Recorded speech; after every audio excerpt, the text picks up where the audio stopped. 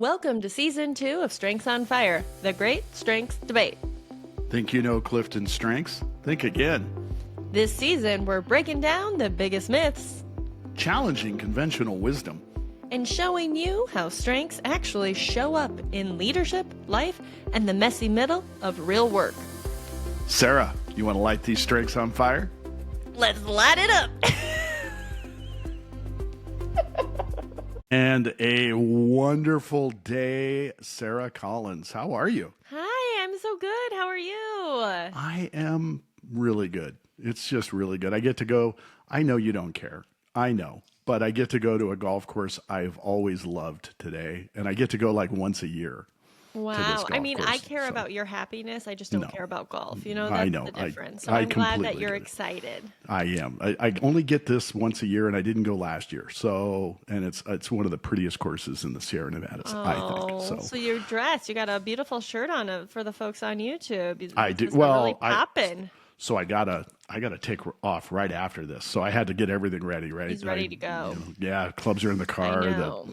I am set. Right after this, I am going to have a late lunch with my dear friend Hannah, who's in from New York City. So me too. You know, you get to go golf, which you love, and I get to go, have a late lunch and gab with a gal. So we both get to do what we love after this. Let's get this thing moving. We got a lot to do here. We got some people we got to get through. We got to have some fun with this. Yeah. Well, speaking of my golf obsession and your lack of golf, I guess love, Interest, yes. right? Love. I'll go with love. No interest. Period. Offbeat question for you: what is the pettiest hill you're willing to die on, and what strength does it play when you're doing it? Okay, I feel like I don't immediately fully comprehend the question. Like, pettiest hill I'm gonna die on. Like, can you give me an example of like what a petty hill would be? Sure. So like I take a stance on people walking their dogs and letting them do their business on my lawn. That's a pretty petty hill, right? I don't need to. That is true because you live by a park and Right. And they're all walking their dogs here. And I'm like, get to the park, go do it there. Right. Yeah. That's a pretty petty hill for me to be on. So, Yeah. and when I'm there, right, what is the strength at play? Right. I might think individualization. Are you picking on me as an individual or, something like that. So, I mean, I'll answer. That's my answer to the question right there. Cause you're going to ask me in a second. Right. I actually changed my entire front yard. I no longer have grass. So I have raised walls and fake grass, mostly because I like the look and we put in a bunch of planters and other stuff.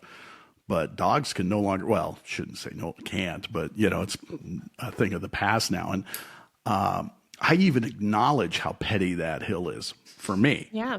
Right? Why? I mean, acknowledge it. how are you going to, thank you very much. How can you control, a dog that has to urinate, on the lawn? I Yes. get it, right? As a dog owner and dog walker, you cannot control it. And we just Wow. take them outside and they pee on people's grass. That is Yeah. how it works. Yeah. Which, again, I would say, right, not your lawn. Now you're killing my lawn. So thank you for He that. pees on my lawn all the time too. Yeah. Well, that's not my fault. So again, true. you get the petty hill, Yeah, right? yeah, So how yeah. about you? You're What is right. your petty hill? Man, I wish I had something coming to my mind. The whole time you're talking, I'm trying to simultaneously listen to you and think. I'm sure I have some. Like, I'm definitely not above pettiness by any means. I'm trying to process, like, I feel like it probably is something in conversation. Like, part of me feels like, I don't know if this is considered it, but like when people are like one-uppers, I've known a few in my life and it's always drove me crazy. And again, like now that I am more evolved, I have been to more therapy, I do more coaching, I can see it more as like, oh, I wonder why they feel compelled to prove that they've done something, like I can kind of see it from their point of view. But younger Sarah was just like, man, that girl, you could be like, I had a surprise birthday party once. And she'd be like, I had 2 surprise birthday parties once. And you'd be like, okay, wow, sure you did. Sure. That sort of thing. But I don't know if that really qualifies into your question. Mine No. kind of falls along with you, Sarah. Like, Yeah. there's 2 small pet peeves I have, and one of them is Hawaiian leis and car mirrors hanging from a car mirror. And then, the very manly bits and pieces they hang from the back of a truck. Oh, yeah. What compels you? Yes. I don't get that, but Right. it's a one-up thing in some way. Like, okay, Right. you've been to Hawaii. All right. Wow. We're Yeah. And now there's a 12-year-old dead lay that's just, crumpling on your dash. huh? Drenched when it loses all of its color because the sun has washed it out. Right. Yeah, it's funny. I don't get the manly parts on the back of trucks either. So living in the West and a lot of ranches around here, and Sarah, same in your area, right? Yeah. Lot of farming, a lot of ranching going on. Yeah. Yeah. They It's, like to prove that they've got some big gonads on the back of the truck, I guess. as a guy who even loved my trucks, I'm not even certain I needed to signify this by masculating my truck. So I get it. So, well, you know what, as our pet peeve expert has chimed in with us today, let's talk about our guest. I like the 2 that you brought up, Megan. That's really, really good. I think Sarah avoided the question completely, but Megan, very nicely done, right? Bringing those in. So I want to say a really hearty welcome to Megan Baker. She is a friend of mine. I've been able to play golf a couple times with Megan at a couple places around town. And we met at a social event because our woos were on fire together. And ever since then, we've kind of been hanging out. I've met your family really well, and we've all played golf together a couple times and done some fun functions and events. So during the course of that, we realized she was a pretty big strengths enthusiast. So we thought, well, I can't think of anyone better to have on to talk about a pretty broad subject today. So Megan, welcome to the show. Thank you. Thanks. It's good to be here. Joining us. I love it, Megan. Thank you for being here with us today. We love our strengths enthusiasts. Could you share with the audience your top 10? My top 10. Your top 10 strengths. Number 1, achiever, learner, woo, communication, includer, positivity, context, activator, futuristic, and input. Ooh, she's hitting us with 4 strategic thinking themes, 3 influencing, 2 relationship building, and 1 executing right there at the top with that achiever. I know, that achiever, right? And look at the influencing leading on the domain charge as well. So the Gallup Strengths Report saying she is an influencing person, which, as we know, as Gallup coaches, is kind of the rarity, right? It's the least common of the overarching themes that we see. But again, as I've brought up many times, woo, the best theme, either that or individualization, but woo on fire for Megan and I at an event for a fellow client, and we just bumped into each other, and I'm like, well, you seem cool. She was like, well, you seem cool. Let's talk. And the woo just took off, right? I don't think we got separated for the rest of that event. I don't think so either. Yeah. Okay, I have to ask you a question, though. This is like a side question, but for the people listening, the strengths enthusiasts, the coaches out there, when you look at a Gallup 34 report, Bill, and you see 1 through 10, here are the strengths, and the Gallup calls out you lead with influencing strengths. But technically in her top 10, she has more strategic thinking. Now, I get there further to the bottom of her top 10. Do you take what Gallup says hard and fast with that? Do you let the client decide? Do you go based on how many they have total? What is your strategy as a coach to help someone determine which domain they lead from? Yeah, I will tell clients, because I think I have to fight this with clients frequently who read that in the box and they say, well, okay, so I can now narrow down to, I'm an influencing overall, right? Take Myers-Briggs, ENFP, setting us in boxes. And quite frequently, the math doesn't work when you see that box. When we see, I've seen where there's just one theme and there's many of the others in there. But Gallup took away the ratios of what the percentages are for those years ago. So while I think us as strengths coaches on the outside don't know the math and that specific algorithm that they're using to produce what they claim is the most, I would say I actually have to fight it more than reinforce it. So Megan, for instance, on yours, influencing is number one. And, we see that achiever and learner are both higher than your influencing themes, and that's strategic and executing. So quite often I'll say, we don't know the math behind that, but I need to talk to you about where you do step in. And Megan, you may be an influencer based on what I know about you, right? How we've met, how we got together when we're playing golf and you're wooing the entire golf course and laughing and we're having fun.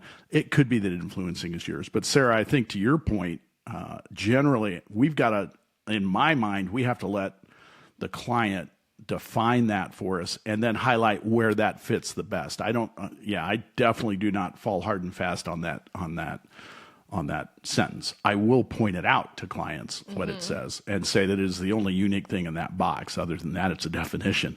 But we don't fall on that, right? We don't make sure that there's something else going on there that we have to stick with that. How about you? Yeah, I mean, I think, and I could be wrong about this. I'm wrong about stuff all the time. In my mind, they are pulling what they say is your dominant domain from your top 5. To me, it always aligns with whatever you have the most in the top 5. So if you look at Megan's top 5, she has 2 influencing and then relationship building, strategic thinking, and executing. And that's, to me, how they got it. But because I coach on the full top 10, and like when I pull a cascade report for individuals, the personal insights will give me a pie chart of the full top 10. We would see that it would be heavier strategic thinking for her and then influencing. And like you, I'm going to have a conversation with the client. Like I'm always like, we're not going to let the assessment tell us who you are. We're going to let you tell us who you are. But I do like to point that out to clients because I do think it can trip them up of like, well, why does this say influencing when I actually have more strategic thinking themes? Yeah. Well, and to break the mold on your thought, Sarah, looking at your 34 report, you have more influencing in your top 5 than relationship. But it says relationship is what you lead with. So that alone takes apart your top 5 only capacity theory, right? Again, we don't know the math that's behind that, but that is exactly what I have to fight with clients sometimes. Well, if we just look at the top 5, why isn't influencing the number one? Yeah, that's right? a great point. I never look at my own report. What a great shakeup that was. So coaches in the world, read your report, right? Understand what it says. Right? That's know where you're at. But again, Sarah, I agree. I just find that it's not necessarily a tool that I lead with. I honestly feel, and I point this out regularly, that that aligns with so many other assessments out there. So Myers-Briggs goes to the 4. DISC has the 4. We needed something that would align and make, a 4 that kind of aligned in that way. So in my opinion, I might point that out to clients that's different. So, yeah. Well, just a little side conversation for all you enthusiasts listening out there and coaches. You can definitely comment on this episode and tell us where you think we're wrong. Yeah, because no doubt we're wrong somewhere. Yeah, I'm sure. I'll guarantee you that. I'm wrong all the time, and I'm comfortable with it. But what I'm not wrong about is today's topic, which I'm so excited to have Megan here with us to debate about. And it is, if you had to pick one Clifton strength that could change the world, which would it be and why? And now, holy crumbs, I'm just going to say right off the top, we can acknowledge that this is going to be extremely difficult because as we know, and we've said time and time again on this show, all 34 themes have extreme value and they all work together and they show up different. So we have set ourselves up for a challenge. But we're going to get some comments on this one, right? Yeah, for sure. Yeah, because of course, like, this is impossible. This is just like for funsies. Like, oh, let's just imagine the world in a different place. And so we're just going to force ourselves to think about, what do you think the world is missing, or what could add flavor, or even like, Are we trying to make the world better? Are we trying to make the world more peaceful, more innovative, more connected, more productive? Like, what are we trying to even do to change the world? So lots to debate here on this episode. Any hot takes to get us going? Well, I'll jump right in too, because Megan, this is such a hot topic. I don't, I brought in a strong feminine presence today to handle this question. So kudos to you, right? I would start with, for me, when I started reading this question pre-show and thinking about where I was going to go, for me, it's my developer is the one that I would think makes the world a better place, because in my usage of developer, I'm so busy trying to make the people around me just better. And in that way, there's a lot of other influencing themes that happen in that, right? Or I should say relationship themes, but it influences so many other ways and interactions I have with people. Sometimes negatively, I can associate that. Sometimes people are like, I don't need to be helped. Who are you, right? I saw a stranger walking by just a little while ago, and she's walking her dog. And because of where my office is and where the studio is, I see everybody going up and down the street. And a couple months ago, I stopped her because she had stopped going up and down the street. And I kind of know everybody here. And I stopped her and said, hey, you're back on my street. Congratulations. Good to see you coming back and forth. And she's walking this really big Doberman. And she walks by and she goes, this is my street too. And I was like, okay, no, I get it. She goes, your street? And I'm like, no, okay. I get it, right? Sorry. And again, am I just trying to develop and build up somebody and say, hey, good job walking your dog. And, I'm glad you're out here having fun. And hey, this is a great street to walk on. Just don't go on my lawn. Whatever it is. But all of that comes together. And I think somebody read it as, how is this your street? Why? Right. And why shouldn't I walk here? And what's, and I was like, she was picking up your pettiness, because she was like, I've seen you eye me when my dog pees in your lawn. Don't be trying to be passive aggressive about your street. Maybe it was some of that woo, Bill, actually. You might have been wooing that one there. Right. Yeah, I gotta sheathe the woo every now and then, right? I can't have it out there leading the charge, right? So and again, I'm sure whatever the interaction was, it was completely perfect on her end, and I get it. Plus, I'm a 6'4" guy, right? Talking to someone on the street, and I have to be conscious of that. So, and I always try to be really, really conscious and careful, and making sure that I'm not sneaking up on people by accident. And I get that. I mean, I'm a 6'2" woman walking on the street, and so I do have to be careful of that as well. Yeah. No way. Okay, I want to have like a whole side conversation about that life. Does anyone ask you if you play volleyball or basketball your whole life? Every minute I meet someone, they look at my face, and then they look at my feet, and then they look at my face again. Yeah, and then you must have played sports. So I throw them for a loop. Sometimes I tell them I was a model, or something completely different, so that they're like, "Oh, really?" And then I sure. Oh yeah. Oh, I love that. Tall people really have a hard life. I have a brother-in-law who's like edging on 7 foot, like super tall. And I actually feel bad for him, because every time we're with him and we go someplace, people are really like, hey, dude, can I talk to you about how tall you are?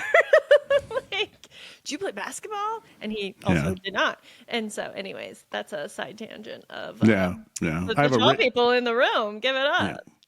My wife's best friend lives in Colorado, and her husband dwarfs me. And I'm 6'4", like 240 pounds, right? And I look like I'm just so small compared to him. And he is huge. He's like your story's getting to the 7, but he's proportional every way, right? So when he's walking down the street and he's a mile away, you can't really tell. He's like, that looks like a big guy. Then he gets near you, and you're like, my God. So we all went to Mexico together, and everywhere we went, I was like, sometimes I get sideways looks and like, dude, wow, you're a big guy. Nobody noticed me. I was like under the radar. Everyone was like oh my God, you're a mountain. Yeah. So. Yeah. Okay, so we'll bring it back to developer. So what I'm hearing you say, Bill, is you think if everyone in the world had developer, then they would be more focused on how do we teach, coach, mentor other people to get the best of them. And then that is what the world needs. I would say we would consider other people more, might be the answer to that question. Okay. I don't know that we need to be always developing coaching, because I just brought up for instance, where that might have Right. failed, right? I would say it's just thinking about other people when you're acting, and Okay. knowing how this might help us both, right? And I, not to keep hitting the hammer on the nail, but when Megan and I met, I think we were both looking at how do we build this into something more, right? She was pitching a specific service that she does here in town. Obviously, I'm always out there saying, hey, if I find a fascinating client, I want to work with them. But on top of that, there was something more. There was a structure. Plus, we were both so tall, we could see each other over the crowd everywhere we went. So Yeah, it was easy to we talk. We could hear each other. we kept finding Yeah. each other. Yeah. So for me, on the topic, the developer side, if we're all considering other people, right, and understanding it, but we can get crushed by that. I've admitted before, I get crushed sometimes from the relationship side. So Yeah. yeah. That's I think that's a strong contender. Megan, what's your first instinct? What do you think the world needs? Well, this is a hard topic. And of course, I lean on my top 10 to choose something because it comes from a place of knowledge. And I picked includer. Oh, So- okay. Say more. Oh, go on. It's my understanding that strength isn't necessarily it's helping others to understand and respect differences, but that more so includers kind of see people, they see past that and they see everyone as the same. Yeah, they're very others focused. And I think, that's important because soliciting the thoughts and feelings of other people can lead to change perspective. Right. Sometimes if we don't seek that information, we don't have clarity. So we're left to assume something. And a lot of times people assume the wrong thing. Right. So I had some notes here. What did I say about that? No one is a mind reader, but we tend to fill in the gaps with the wrong information, leading to stereotypes or sometimes even just poor judgment about what's going on or interactions between each other. Yeah. So. Yeah. Yes. And Wow. I do fear though that if everyone has includer, I will have so many party invites, I will not know what to do with myself. Everyone will be like, you should come. You should come. Someone will go in your absence because they've never been invited and they're excited to go. Like, don't worry about it. That's true. You make a good point. Yeah, I feel as if you're mirroring the includer and developer together, right? We're both conscious of other people. We're thinking, how do I, in your scenario, it's how do we include them? How do we bring them in? In mine, it might be how do we all work together to make something better? And how can I, if I'm fueling you in some way, if you're getting better, how does that fuel me? I love it.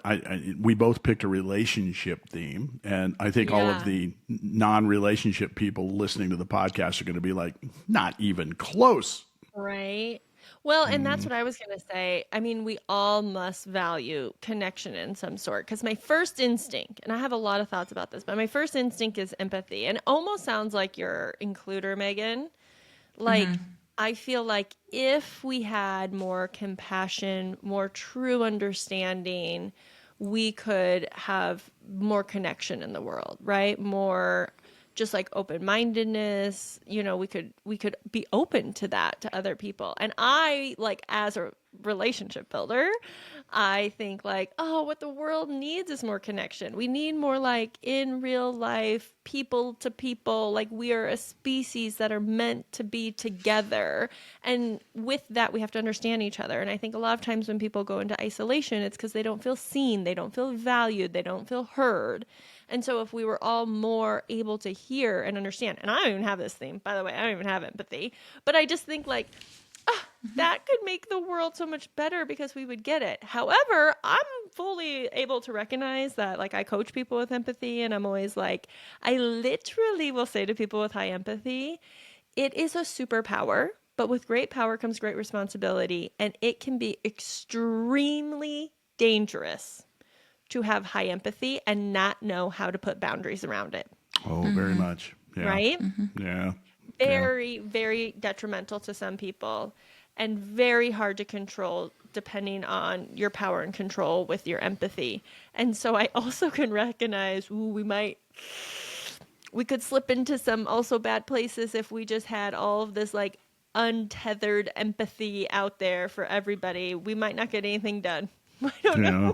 know, and we might not be productive. Yeah. Let me And be just the model accept for everything that. the way it is, right? Like, Yeah, yeah, Let me be the empathy. model for that, because empathy is number 6 for me. So that is one of the ones that gets stepped on hard when I like the scenario I brought up, right? I'm like, oh, okay, what did I do wrong, right? It's the how I'm absorbing other people's feelings and seeing where they go, and it's 13 for you, Sarah. So it's not out of the park, right? But I find it fascinating you picked one that isn't in your top 5, right? Megan and I picked some that are in our top 10, and we're we're trying to lead the charge with those. Fascinating, you picked one you don't possess. I think Yeah. that's pretty amazing. I just don't possess a lot of ego, I think. Thanks, Sarah. There's other not. Oh yeah, that definitely Wow. sounded like a Wow, diss to you Sarah. guys. All Sorry.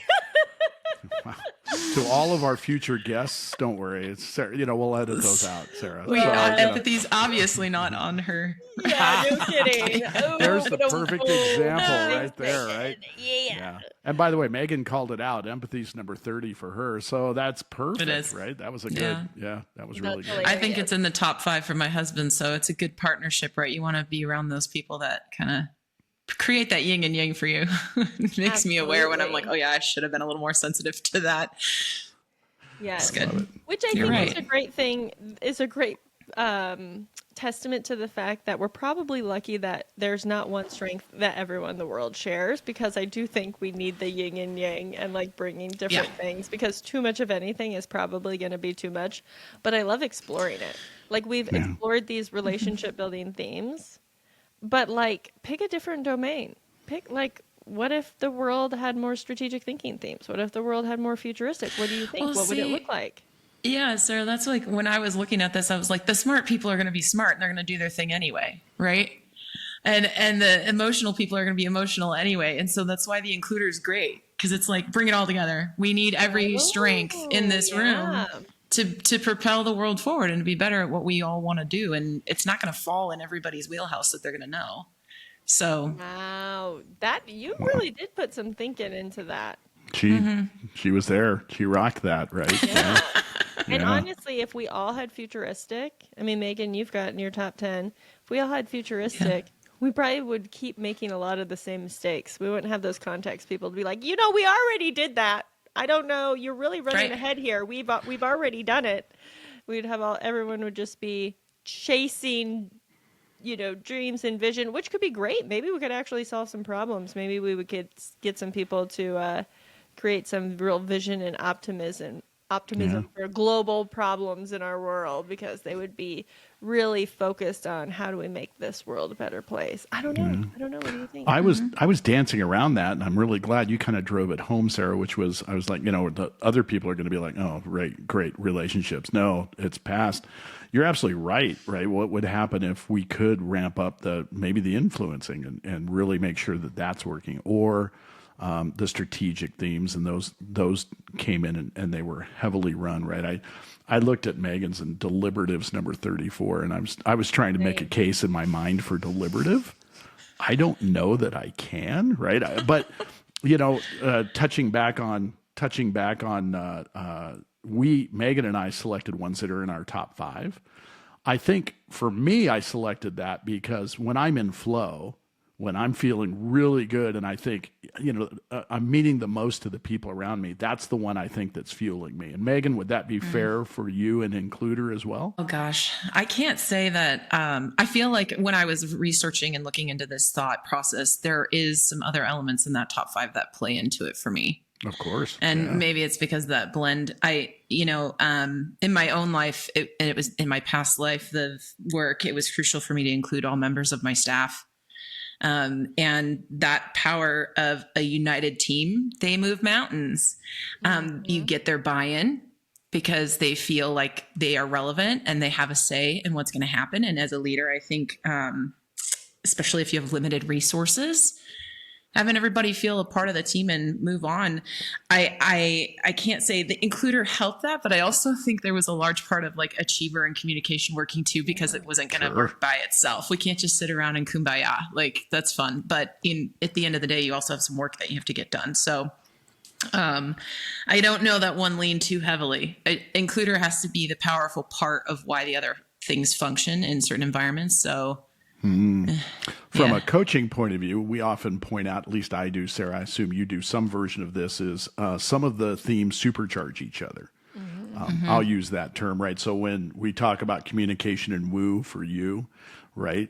A good woo quite often needs some, I need to communicate what I'm, and we don't see woo and communication all the time next to each other, but we do, when they are in that vein together, I sometimes point out that's really going to supercharge. Your communication's going to take off because of your woo, and your woo is going to get fueled as you're communicating. So those we'll point out quite often as supercharging. So I love that component to it. I hear that in you, and you're absolutely right. They never work alone. We're always feeling and fueling on multiples as they take off.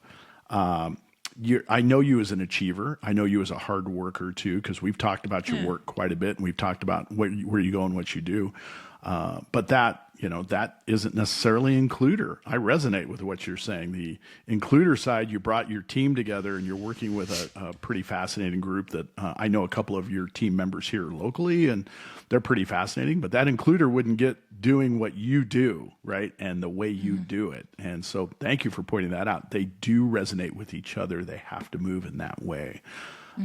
Sarah, did I step on something that you would say about the interactions between them? No, I think you said it great. And honestly, the main thing I was thinking when you both were talking is I was like, ooh, what if we gave everyone the world communication? Okay, like go down that road. Like everybody, okay, now we can all admit that communication can also be bad communication. Like just because you have communication in your top strengths, that does not mean you are a good communicator. And vice versa, you can be a great communicator and not have high communication as a strength, okay? So the strength communication does not necessarily signal good communicator. I mean, you have capacity to be a great communicator and a great storyteller, but if you don't finesse that, it can be a lot of word vomit. Or even if you're, I don't know, like me, communication number 3, I can finesse it and have great communication. I can also just talk out of my ass constantly. Those we call Sarah soapbox moments. Yes. Yeah, the soapbox moments are fucking great. Ooh, I just dropped an F-bomb on this podcast. I don't usually do that. We'll get that explicit. Yeah. The soapbox moments are, I think, very tailored, crystallized things. I love what I'm talking about moments. is when I say things like unintentionally calling you both egotistical just 5 minutes ago, when I talk, because sometimes I just need to literally download my brain verbally, right? That's why my husband jokes that I have a word quota I have to meet every day. And so, so I can recognize that communication is not always good communication, but I do love the idea of everyone in the world having communication and maybe just being more upfront with what they're thinking and feeling. Now, of course, I'm probably hungry for that because I love that. When I sit down with someone and they're just let me do blah, blah, blah, blah, blah, blah. There's part of me that's yes, tell me more.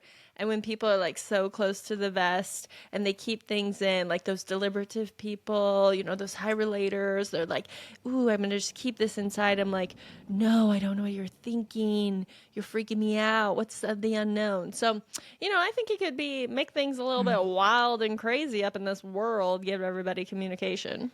Yeah, I think communication would be. And when you were saying it, I was thinking, what other ones would I think we're touching the third rail on? And I mean, a debate could be made for self-assurance, right? And I just saying it might be nice that there's more self-assurance in the world. Although in some cases, I've worked with some C-suiters or other, let's say, influential people where, man, we need to work on getting that self-assurance in the back seat for a couple minutes, right? Yeah. We need you to, I don't know if all of our heads would fit in this world if we all had self-assurance. Well, if we're all confident and we're all talking, who's listening? Yeah. You make a great point. You make a great point. It's a really good point. And touching back on the way that they supercharge each other, Sarah, you brought up relator a second ago. A really good for instance on that is that of the almost 36 million times Gallup has done this assessment now, relator most frequently gets paired with responsibility. Those two tend to be in the top with each other. And if you start breaking it down and thinking how that comes to be, it's because, a relator has to have some depth in the relationship. And once the depth is there, now I am responsible. I put my name on it. We make things happen. I will make sure that we're moving forward in that. And Megan, for you, that woo in communication, again, stepped very forward when you and I met, right? But also in what you do now. You're working in the job and the role that you play, and as you move through your company and expand what you're doing, I think, people recognize the influencing that you bring to that, as well as that includer that you like. And they tend to appreciate the fact that you can move the needle, but also include them in that process. Fair? Sure. I got to ask, I have two experts on this Hit us. podcast. And well, experts easy. You got one in Sarah, and then you got me. I'm chipping it in. So yeah, go ahead. Well, when you were talking at the beginning of this about kind of those 4 categories, right? I thought it was interesting that you guys pulled out that I have heavy influencing, but in my life, people who've mentored and coached me have challenged me to be a better influencer. In fact, I've not gotten promotions before because they didn't think I knew how to influence. And then was put on a path of mentorship where I had to read books about influencing and discuss it and all of this stuff. And I've always had that be kind of something like I need to work on, right? And then also, there's only one executing in my top 10. But the majority of my life, I felt like I've been in roles that require execution. And so they challenged me on being strategic about that. And so it's almost like I practiced my cursive, right? You had bad handwriting and now you have good handwriting. But Bill told me once you could take this test how many times and very little would change. Like, this is your core fiber. This is who you are. So, and I took this test in 2013, so it's a solid time ago. Is it true? Was that there all along? And I just had, ignorant teachers, so to speak, or something. What? Honestly, an awesome question. I love your question. Yeah, great question. The thing that I think is one of the things I always tell people to remember is what we think of and know in the world and how, like, the language of the CliftonStrengths assessment, it's not apples to apples. So, like, when your supervisors are saying, hey, you need to be more influential, like, I would be thinking, like, what is the outcome that they're looking for, right? Do they think you need to be, like, selling yourself more, promoting yourself more? Like, what were they looking for when they're saying influence? They told me upwards, sideways, downwards, all ways within a corporation. That you need like to speak your piece. So, like, marketing yourself. No, it wasn't at the time, but like advocating for yourself, or just like thought leadership, telling people what you think. Probably telling people what I think, but then you do that and you're kind of like, oh, I wasn't supposed to do that. It was not the time or place to share that. Well, and what I think is, like, activator wants to go now, wants to get stuff done, right? Wants to push. Communication is like the verbal of it all. Often it can be writing, it can be music or art even, but a lot of times it's like getting what's inside of your head out. And woo is that, like, winning others over.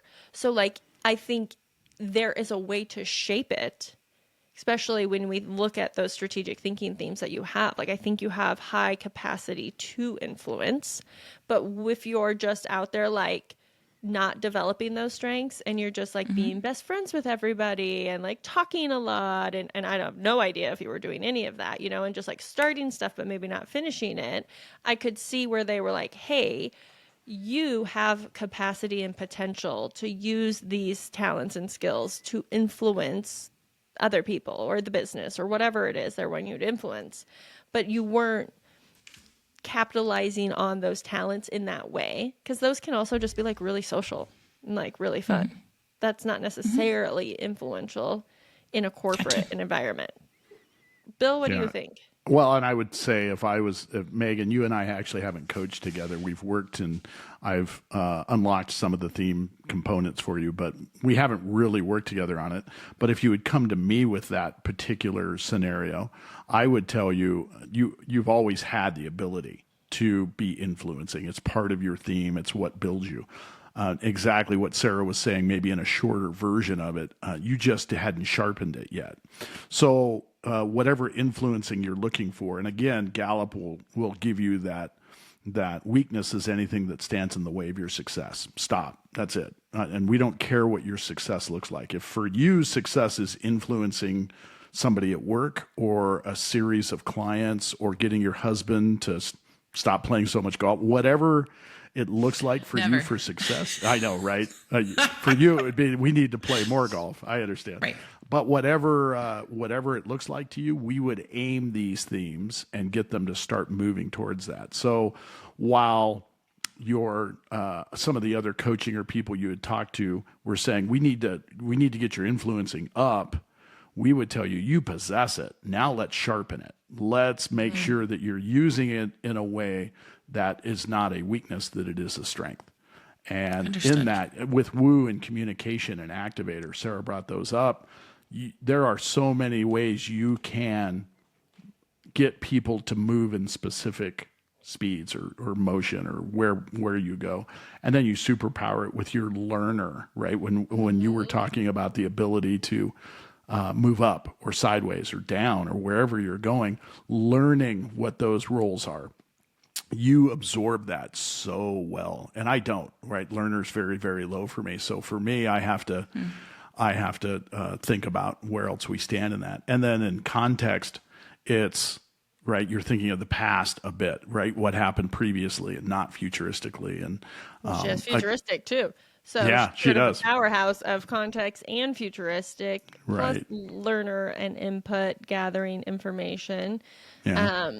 And back to our question, I would say any of these could be the one strength that could make the world better, right? Any of these could step into that role, just depending on how you're using it. Is it a strength? Is it a weakness?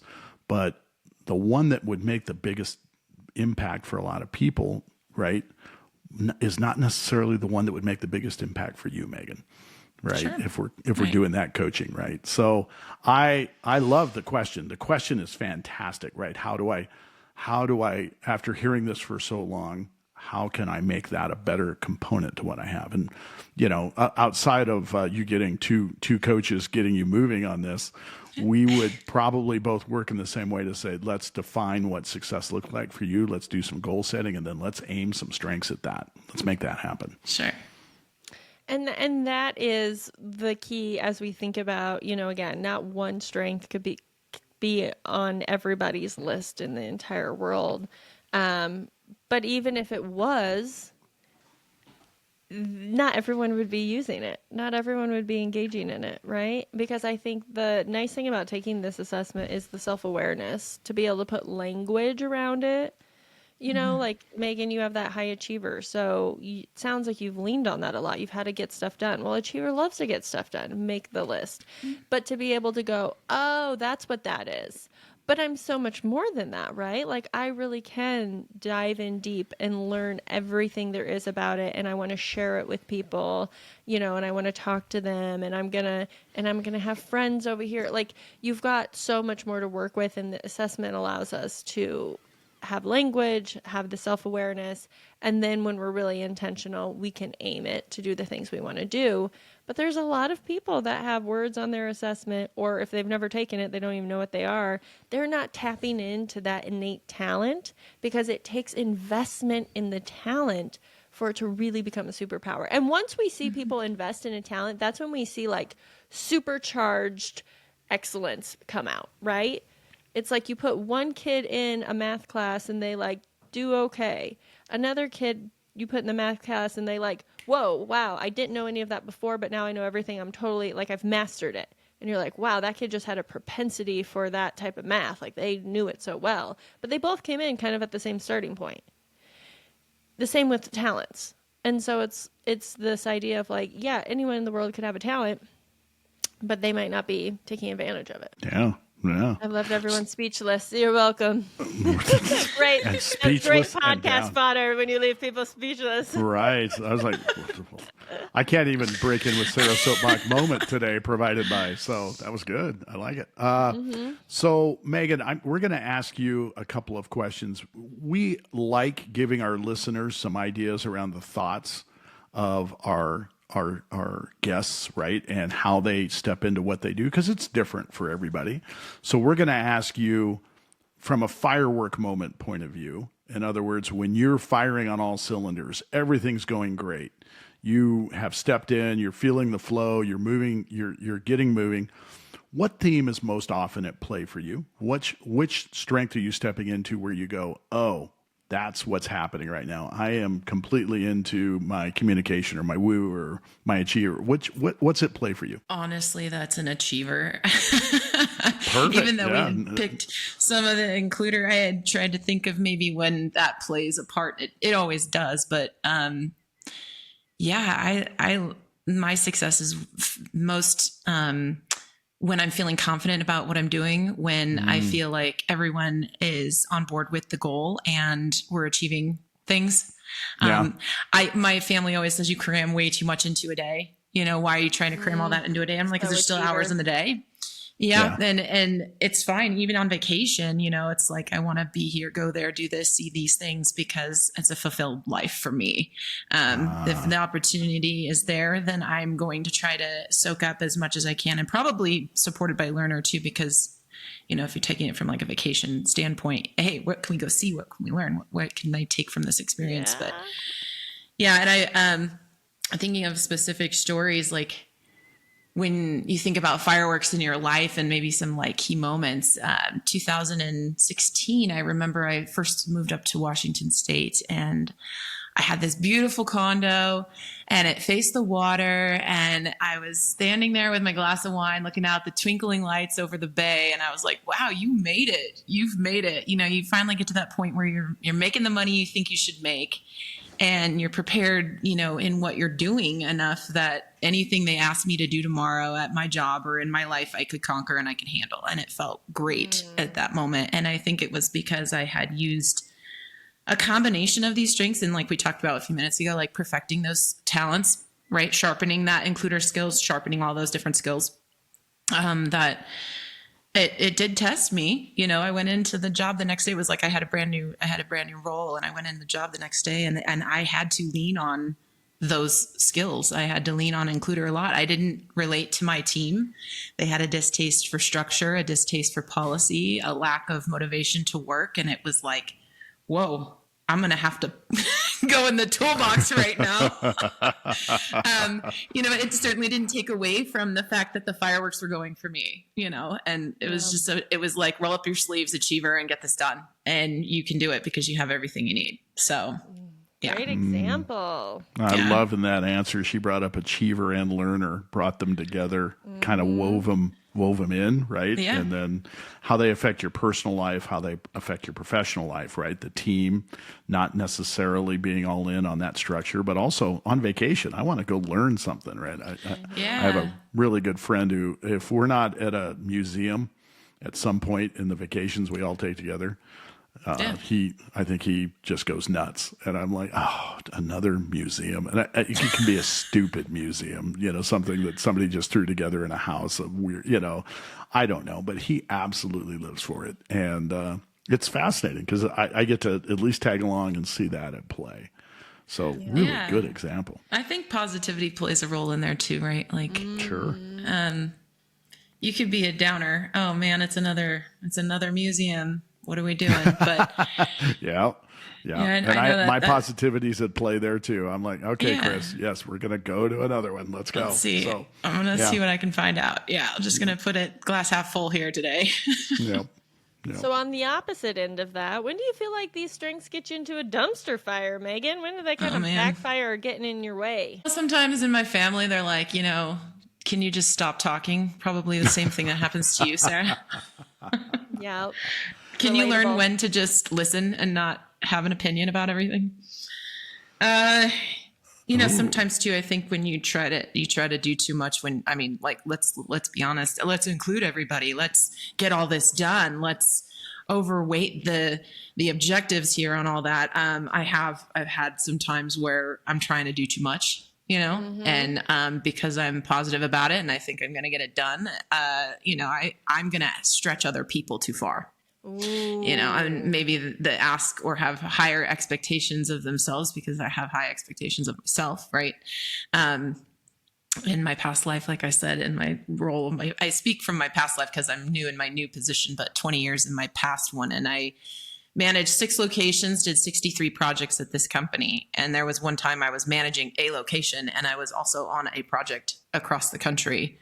And my home store wasn't doing very well. So there's a prime example of like, oh yeah, I can handle this and I can handle it all from afar and I can do everything I need to. So it's kind of like, maybe I can't, you know, and the dedication as a leader, you commit to your team. You try to develop, to Bill's point, you know, you're developing people and you're not going to be able to do that if you're not there and you're not seeing what's going on. So it has exploded in the home life of you need to calm down, and the work life of you can't get it all done. Yeah, you may not be able to get all this done. So absolutely.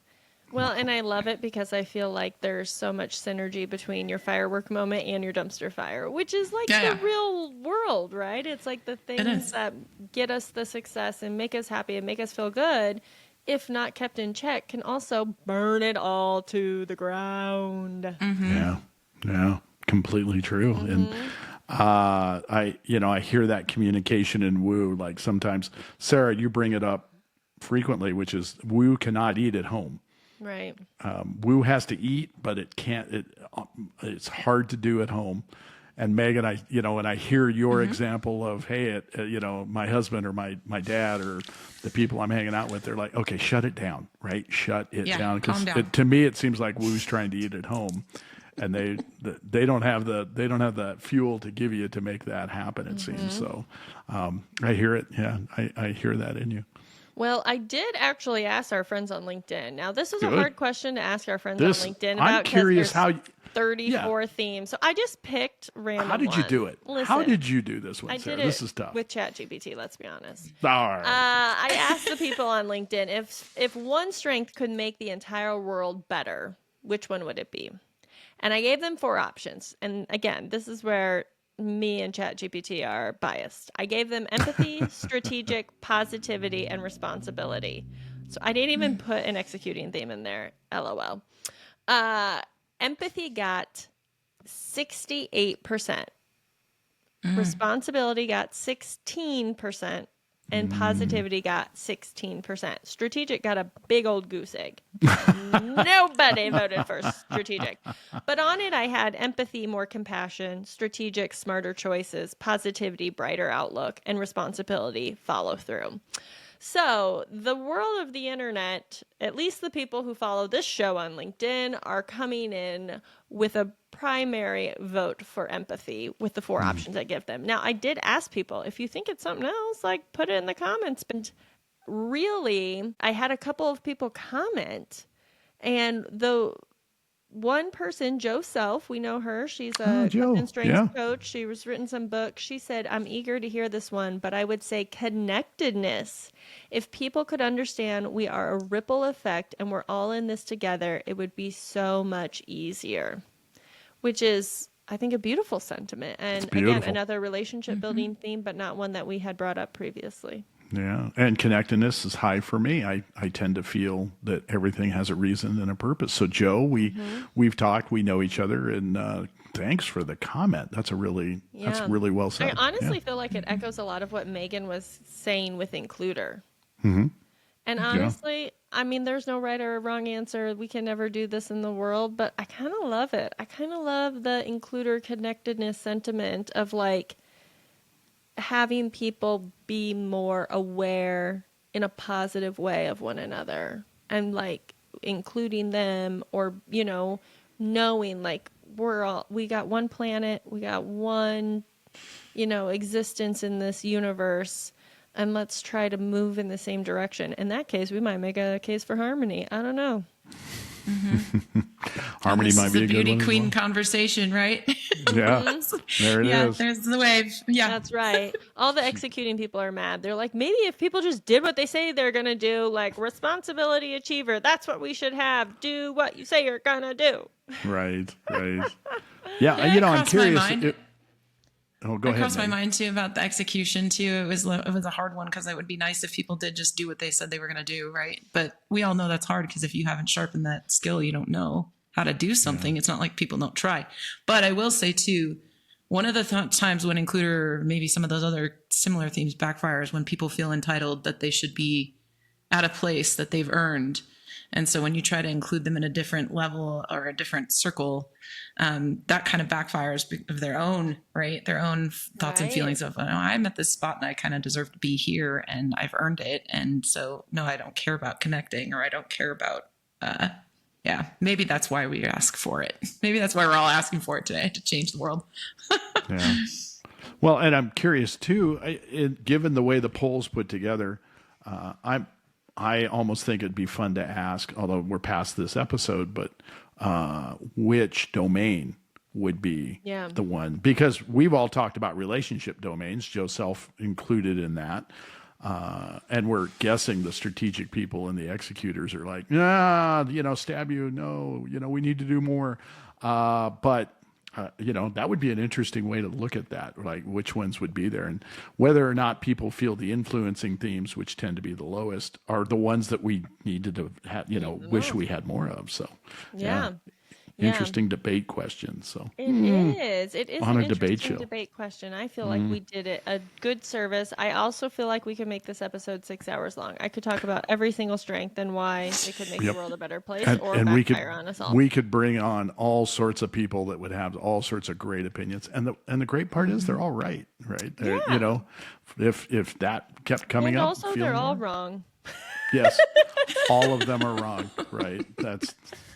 I love it. Well, in that, you know what, Megan, thank you so much. Thank you for bringing some spine and backbone today, because this is a heavy lift, a heavy question. Yeah, it is. So thank you for coming in and making that happen. We've been talking about doing a podcast for a while, so I'm glad it finally worked out for us. And this is a great topic. This is great. Thank you. Yeah, thank you both. Really glad that you came on this.